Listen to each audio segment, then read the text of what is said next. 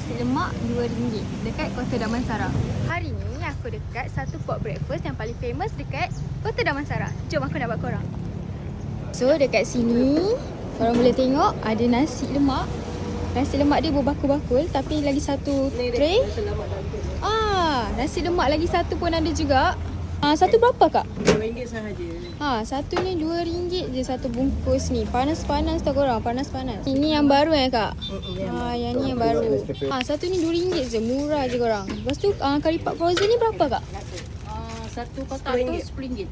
Satu kotak RM10 je.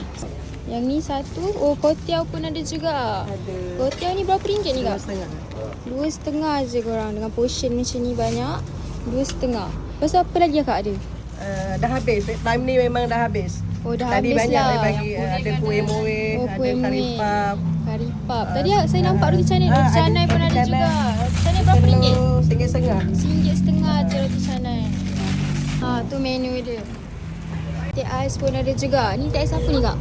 Ni teh ais RM3 je ni. RM3 weh. Besar macam ni RM3 je kak So aku dah dapat dah nasi lemak paling famous dekat Kota Damansara. So kita nak tengok apa yang berbeza daripada nasi lemak yang lain. Korang boleh tengok ni, nasi lemak RM2 dekat Kota Damansara. Walaupun kita datang lambat, dia still lagi restock tau. Okay, telur dia dibagi separuh.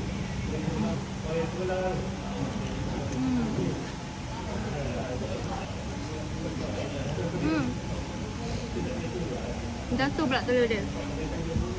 So untuk rasa dia pula, nasi lemak dia memang berlemak. Air sambal dia tak pedas, tak manis sangat. So okey je untuk portion RM2 macam ni. So aku dah faham dah kenapa dekat nasi lemak Kota Damansara ni famous. Apa-apa pun, jom kita.